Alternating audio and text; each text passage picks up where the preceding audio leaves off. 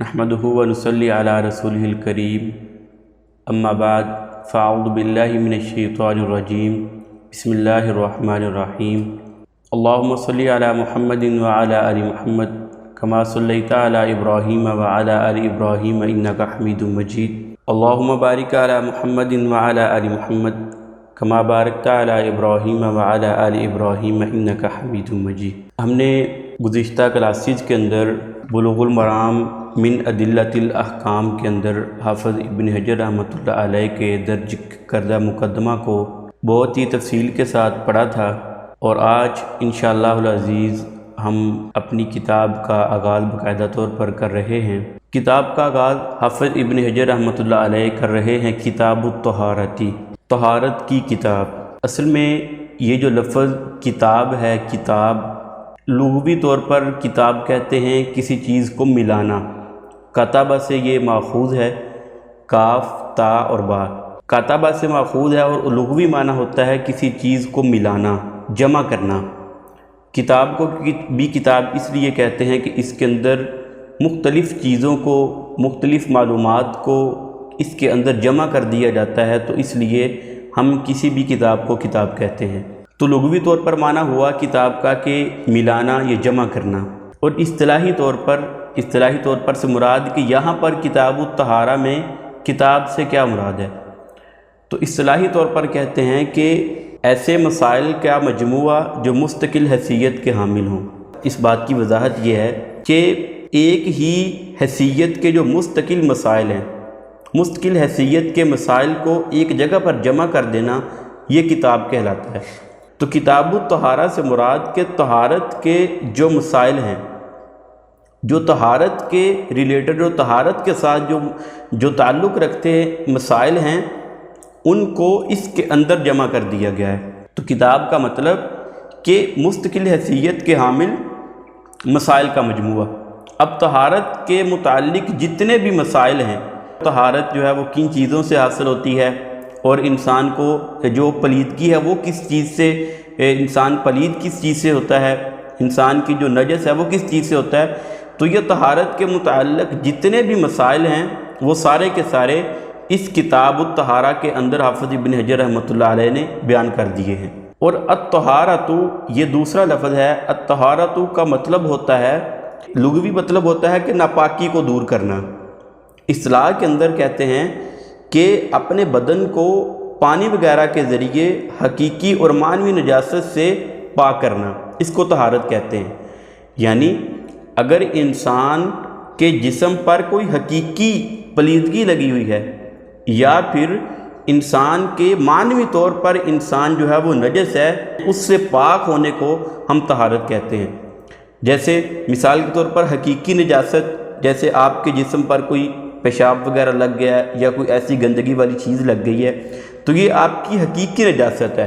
اور معنوی نجاست جیسے جو ہے اپنے دل کو شرک سے پاک کرنا، نفاق سے، بغض، کینے، حسد وغیرہ جیسی چیزوں سے پاک کرنا، تو یہ معنوی نجاست ہے، اور اس سے اپنے آپ کو پاک کرنے کو بھی طہارت کہا جاتا ہے۔ تو حافظ ابن حجر رحمۃ اللہ علیہ نے اپنی کتاب کا آغاز کیا ہے کتاب الطہارہ سے، یعنی طہارت کے متعلق جتنے بھی مسائل ہیں ان کو اس کتاب کے اندر جمع کر دیا ہے۔ حافظ ابن حجر نے اپنی کتاب کا آغاز کتاب الطہارہ سے ہی کیوں شروع کیا ہے، یعنی طہارت کے مسائل ہی کیوں اپنی کتاب کے آغاز میں لے کر آئے ہیں؟ تو اس کا جواب یہ ہے کہ دین اسلام میں جو سب سے زیادہ اہمیت کا حامل رکن ہے وہ نماز ہے، اور نماز کے لیے شرط طہارت ہے۔ اگر طہارت ہے تو نماز کا عمل قابل قبول ہے، اگر طہارت نہیں ہے تو نماز قابل قبول نہیں ہے، کیونکہ جو نماز ہے وہ ایک بنیادی عمل ہے اسلام کا، اور اس عمل کی جو شرط ہے اور اس کی قبولیت کی جو شرط ہے وہ طہارت اور پاکیزگی ہے۔ تو اس لیے حافظ ابن حجر رحمۃ اللہ علیہ نے اپنی کتاب کا آغاز کتاب الطہارہ سے کیا ہے۔ اس کے بعد حافظ ابن حجر فرماتے ہیں باب المیاہ۔ پہلے تھا کتاب الطہارہ اور ایک ہے پھر آگے باب المیاہ۔ سب سے پہلے حافظ ابن حجر نے بڑا عنوان اور ٹائٹل دیا ہے، وہ بڑا عنوان اور ٹائٹل ہے کتاب الطہارہ، اور باب المیاہ پھر یہ ایک چھوٹا عنوان ہے۔ اور باب کا مطلب ہوتا ہے، باب کا ویسے لفظی معنی ہوتا ہے دروازہ، جیسے ہم کسی دروازہ یعنی ایسی کوئی چیز جس کے ذریعے کسی چیز کے اندر داخل ہوا جائے اس کو ہم دروازہ کہتے ہیں۔ اور اصطلاح کے طور پر یہاں پر باب سے مراد ہے کہ ایک ہی مسئلہ یا ایک نوع سے متعلق مستقل حیثیت کے حامل مسائل کو باب کہتے ہیں۔ جو کتاب تھی اس کے اندر مختلف قسم کے مسائل تھے اور باب کے اندر ایک ہی قسم کے مسائل ہوں گے۔ کتاب کے اندر جو ہے وہ پانیوں کے بھی مسائل ہیں، کتاب کے اندر وضو کے بھی مسائل آگے، کتاب کے اندر جو ہے وہ برتنوں کے بھی مسائل آگے، اور کتاب کے اندر جو کپڑے پاک ہو جاتے ہیں اور جو ناپاک کپڑے ہیں، پھر اسی طرح جو عورتوں کے حیض وغیرہ اور نفاس کا خون وغیرہ ہے، یہ سارے مسئلے کتاب کے اندر آگے۔ لیکن باب کے اندر ایک ہی قسم کے مسئلے، وہ کیا ہے؟ پانیوں کے متعلق جو مسائل ہیں، ایک ہی قسم کے ساتھ متعلق کون سا ہے؟ پانی کے متعلق جو مسائل ہیں ان کو باب المیاہ کے اندر جمع کیا گیا ہے۔ اور المیاہ جو ہے یہ جمع ہے ماءن کی، میم زبر الف ما اور آگے حمزہ، ماءن کی جمع ہے میاہ۔ ما کہتے ہیں، ماءن کہتے ہیں پانی کو، اور اگر ہم اس کی جمع کریں تو ہم اس کو کیا کہیں گے؟ پانی، مختلف پانی، جمع پانیوں کی، یعنی کہ پانیوں کا باب۔ اس کے بعد حافظ ابن حجر رحمۃ اللہ علیہ فرماتے ہیں عن ابی ہریرہ رضی اللہ تعالی عنہ قال قال رسول اللہ صلی اللہ علیہ وسلم فی البحر والطہور ماؤہ والحل میتتہ اخرجہ الاربعۃ وابن ابی شیبۃ واللفظ لہ وصححہ ابن خزیمۃ والترمذی ورواہ مالک والشافعی واحمد۔ عن ابی ہریرہ رضی اللہ تعالی عنہ، سب سے پہلے حافظ ابن حجر رحمۃ اللہ علیہ جس صحابی کی روایت لے کر آئے ہیں وہ صحابی ہیں حضرت ابو ہریرہ رضی اللہ تعالی عنہ۔ صحابہ کرام میں سے سب سے زیادہ احادیث جس صحابی سے مروی ہیں وہ صحابی حضرت ابو ہریرہ رضی اللہ تعالی عنہ ہیں۔ حضرت ابو ہریرہ رضی اللہ تعالی عنہ، ان کا اصل نام عبداللہ بن صخر یا عبد الرحمن بن صخر تھا، صخر صاد خا اور را، یا ان کا نام عبداللہ بن صخر تھا یا عبد الرحمن بن صخر۔ تو محدثین کے ہاں ان کے یہ دو نام معروف ہیں، اختلاف ہے کہ عبداللہ نام تھا یا عبد الرحمن نام تھا۔ یہ جو ابی ہریرہ ہے یہ کنیت ہے، اور حضرت ابو ہریرہ رضی اللہ تعالیٰ عنہ نے 6 ہجری کے اندر اسلام قبول کیا، اور ان کا تعلق قبیلہ دوس سے تھا، اور 59 ہجری میں 78 سال کی عمر میں حضرت ابو ہریرہ رضی اللہ تعالیٰ عنہ نے وفات پائی ہے۔ اب حضرت ابو ہریرہ رضی اللہ تعالیٰ عنہ کا قبول اسلام 6 ہجری میں ہے، اور آپ علیہ السلام کی جو وصال ہے وہ 11 ہجری میں ہو رہا ہے۔ اس نے تھوڑے سے عرصے کے اندر سب سے زیادہ روایات جس صحابی سے مروی ہیں وہ حضرت ابو ہریرہ رضی اللہ تعالیٰ عنہ ہیں۔ وجہ کیا ہے؟ وجہ یہ ہے کہ حضرت ابو ہریرہ رضی اللہ تعالیٰ عنہ کا زندگی کا مقصد صرف ایک ہی تھا کہ آپ علیہ السلام کے جو قول ہیں، آپ علیہ السلام کی جو سنتیں ہیں، آپ علیہ السلام کے جو فرامین ہیں ان کو جمع کرنا، ان کو سننا۔ چنانچہ اپنی جب اسلام قبول کیا تو زندگی کی ہر شغل سے اور ہر مصروفیت سے الگ تھلگ ہو گئے، اور اپنی زندگی کا مقصد صرف ایک بنا لیا، علم حاصل کرنا۔ اور حافظ ابن حجر رحمۃ اللہ علیہ نے حضرت ابو ہریرہ کے اس لگاؤ کی وجہ سے اپنی اس عظیم کتاب کا آغاز بھی انہی صحابی کی روایت سے کی ہے کہ جس صحابی نے اپنی ساری زندگی علم کے لیے دی ہے، اگرچہ تھوڑا عرصہ آپ علیہ السلام کے ساتھ رہے ہیں، لیکن سب سے زیادہ روایات حضرت ابو ہریرہ رضی اللہ عنہ سے مروی ہیں۔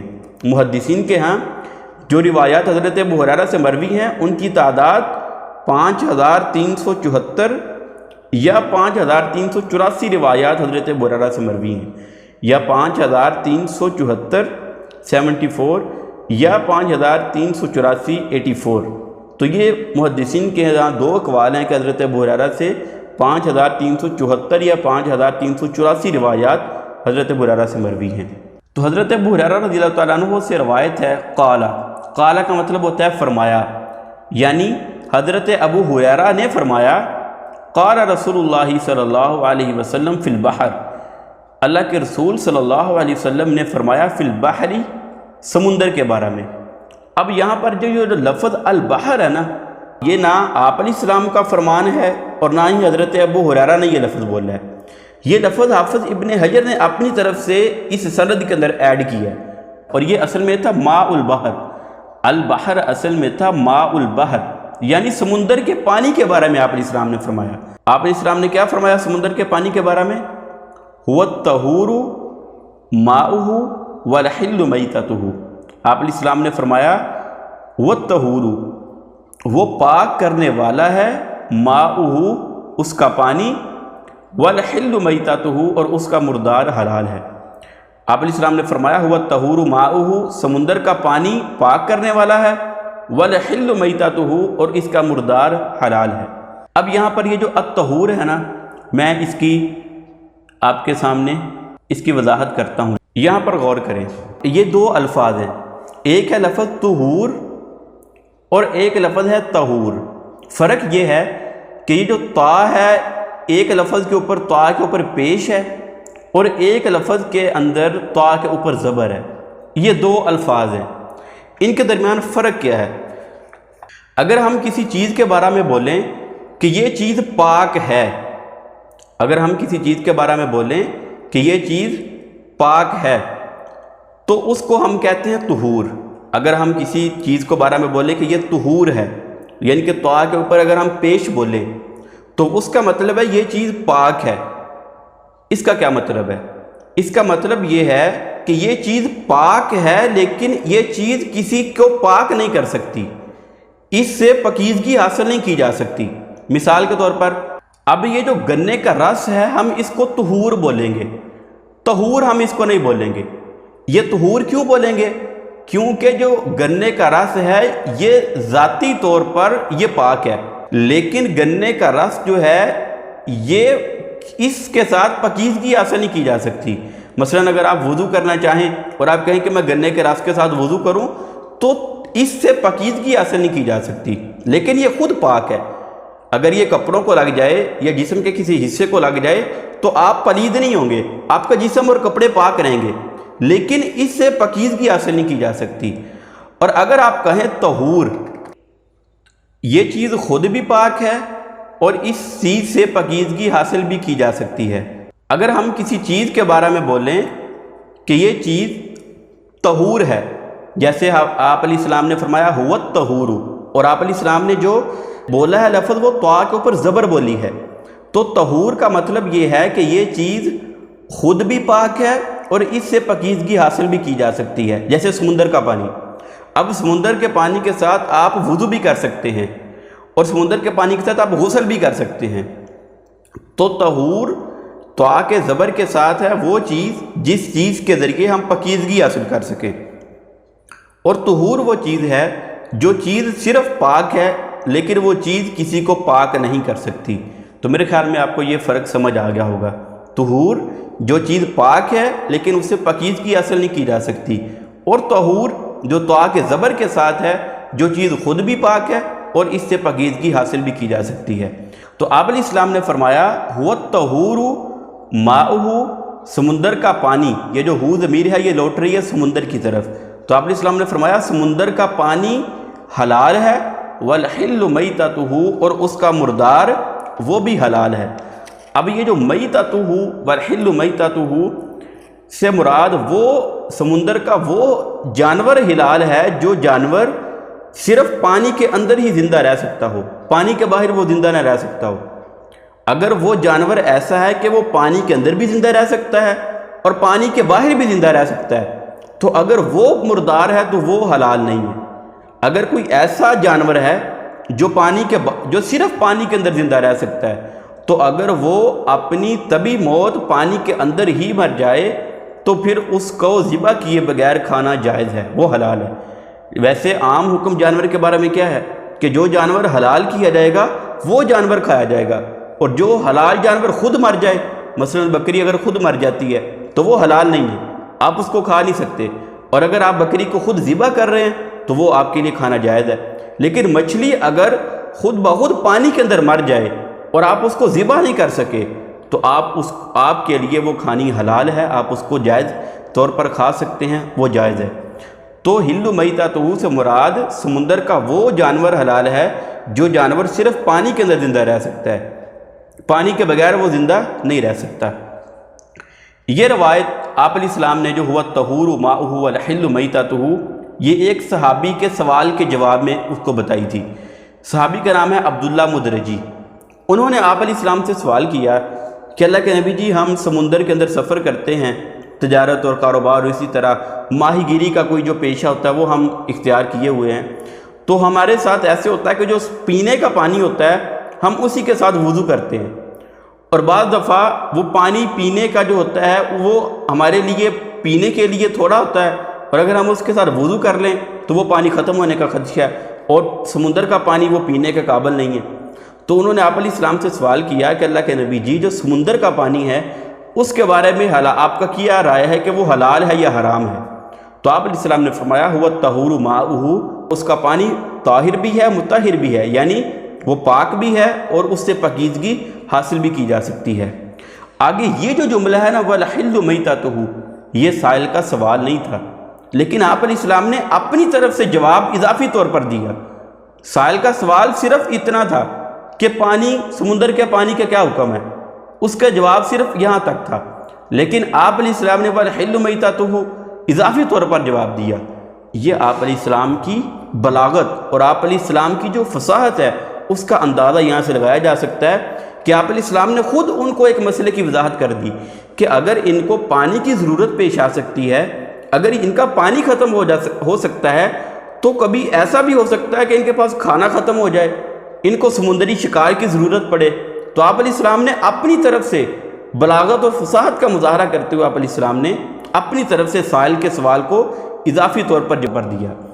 تو اس سے ثابت یہ ہوا کہ اگر سائل آپ سے کوئی سوال کرنے والا آپ میں سے کسی سے سوال کرتا ہے تو آپ اس کے فائدے کے لیے اگر اس کے سوال سے کوئی اضافی چیز ہے اور آپ کے ذہن میں ہے تو اس کی رہنمائی کریں کہ بھائی آپ کا سوال اتنا تھا لیکن یہ چیز اضافی ہے، لیکن آپ کے لیے فائدہ مند ہے، آپ کو کسی جگہ اس کی ضرورت پیش آ سکتی ہے، تو پھر اس کی جو اضافی آپ اس کی رہنمائی کریں گے، یہ آپ علیہ السلام کی سنت میں سے ہے۔ تو آپ علیہ السلام نے عبداللہ مدرجی رضی اللہ تعالیٰ عنہ کے سوال کے جواب میں فرمایا کہ سمندر کا پانی طاہر ہے، اس سے پاکیزگی حاصل کی جا سکتی ہے، وَالْحِلُّ مَيْتَتُهُ، اور سمندر کا جو مردار ہے وہ حلال ہے۔ اخرجہ الاربعۃ، اس کو 4 اماموں نے بیان کیا ہے۔ ہم نے مقدمے کے اندر یہ بات بڑی وضاحت سے پڑھی تھی کہ حافظ ابن حجر رحمۃ اللہ علیہ اپنی کتاب کے اندر کچھ اصطلاحات کا استعمال کریں گے کہ اخرجہ الاربعۃ کا مطلب ہے اس کو 4 اماموں نے بیان کی ہے۔ 7 امام پڑھے تھے، امام احمد، امام بخاری، امام مسلم، امام ابو داود، امام نسائی، امام ترمذی اور امام ابن ماجہ، یہ 7 امام ہیں، ائمہ کرام ہیں، اور ان 7 کو ترتیب کے ساتھ ہم نے پڑھا تھا۔ تو اخرجہ الاربعۃ کا مطلب ہے کہ جو پہلے 3 امام ہیں، ان 3 اماموں کے علاوہ جو باقی 4 امام ہیں، اخرجہ الاربعۃ سے مراد وہ 4 امام ہیں۔ دوسرے الفاظ میں یہ کہیں گے کہ اخرجہ الاربعۃ سے مراد امام نسائی، امام ترمذی، امام ابو داود اور امام ابن ماجہ رحمۃ اللہ علیہم، یہ 4 مراد ہیں۔ وابن ابی شیبہ، اور اس کو روایت کو بیان کیا ہے امام ابن ابی شیبہ نے۔ واللفظ لہ، اور الفاظ اسی کے ہیں۔ یہ جو ہو ضمیر ہے نا، یہ لوٹ رہی ہے ابن ابی شیبہ کی طرف، یعنی کہ حافظ ابن حجر بتانا چاہ رہے ہیں کہ یہ جو میں نے الفاظ من و عن جو اپنی کتاب بلوغ المرام کے اندر بیان کیے ہیں نا، یہ جو الفاظ ہیں وَالطَّہُورُ مَاؤُهُ وَالْحِلُّ مَيْتَتُهُ، یہ الفاظ بعینہ امام ابن ابی شیبہ نے اپنی کتاب میں بیان کیے ہیں۔ جو باقی 4 امام ہیں انہوں نے بھی روایت بیان کی ہے، لیکن ان کے الفاظ میں تھوڑا بہت وہ ترتیب جو تھوڑی آگے پیچھے اور الفاظ کا چناؤ میں تھوڑی سی وہ مختلف ہیں، لیکن جو یہ الفاظ من و عن ہیں یہ امام ابن ابی شیبہ نے بیان کیے ہیں۔ وصححہ ابن خزیمہ، اور اس کو صحیح قرار دیا ہے ابن خزیمہ نے، امام ابن خزیمہ نے یہ حدیث صحیح قرار دی ہے۔ والترمذی، اور امام ترمذی نے بھی اس حدیث کو صحیح قرار دیا ہے۔ وَرَوَاهُ مَالِكٌ وَالشَّافِعِيُّ وَأَحْمَدُ، اس روایت کو بیان کیا امام مالک نے، امام شافعی نے اور امام احمد نے۔ تو یہ تھی بلوغ المرام کی پہلی حدیث جس کو ہم نے تفصیل کے ساتھ پڑھا ہے۔ اس حدیث سے جو ہمیں مسئلہ اخذ ہوا ہے وہ یہ ہے کہ سمندر کا پانی وہ طاہر ہے اور مطہر بھی ہے، یعنی سمندر کا پانی پاک بھی ہے اور سمندر کے پانی کے ساتھ ہم طہارت بھی حاصل کر سکتے ہیں۔ دوسری چیز ہم نے اس حدیث سے یہ پڑھی کہ سمندر کا جو مردار ہے جو سمندر کا مردار ہے، ایسا جانور جو صرف سمندر کے اندر زندہ رہ سکتا ہے، پانی کے بغیر وہ زندہ نہیں رہ سکتا، تو ایسا جانور وہ حلال ہے، اس کو ذبح کیے بغیر اگر وہ پانی کے اندر مر گیا ہے تو اس کو کھایا جا سکتا ہے۔ تیسری اس چیز سے، اس حدیث سے یہ بات ثابت ہوتی ہے کہ اگر پانی کے اندر ایسی کوئی چیز مل گئی ہے، ایسی کوئی چیز حل ہو گئی ہے پانی کے اندر، جو چیز حلال ہے، تو اس چیز کے اس پانی میں حل ہو جانے کی وجہ سے وہ پانی ناپاک نہیں ہوگا بلکہ وہ پانی پاک کرے گا۔ مثال کے طور پر اب اگر پانی کے اندر صابن مل گیا ہے، صابن نہانے والا، برتن دھونے والا یا کپڑے دھونے والا، اگر وہ پانی کے اندر مل گیا ہے، اب بظاہر طور پر وہ پانی کی رنگت تبدیل ہو گئی ہے اور پانی کا ذائقہ بھی تبدیل ہو گیا، لیکن اس پانی کے اندر حلال چیز مکس ہوئی ہے، اس لیے وہ پانی ناپاک نہیں ہوگا بلکہ وہ پانی پاک رہے گا۔ کیونکہ جیسے سمندر کے پانی کے اندر مردار چیز جیسے مچھلی ملنے سے وہ پانی حلال پاک رہتا ہے، اسی طرح اگر پانی کے اندر کوئی حلال چیز مکس ہو جاتی ہے تو اس چیز کے مکس ہو جانے کی وجہ سے وہ پانی ناپاک نہیں ہوگا بلکہ وہ پانی پاک رہے گا۔ تو یہ تھی بلوغ المرام کی پہلی حدیث۔ اللہ تعالی ہمیں سمجھنے کی اور پھر اس کے مطابق عمل کرنے کی توفیق عطا فرمائے۔ سبحانک اللہم و بحمدک، اشہد ان لا الہ الا انت، استغفرک و اتوب الیک۔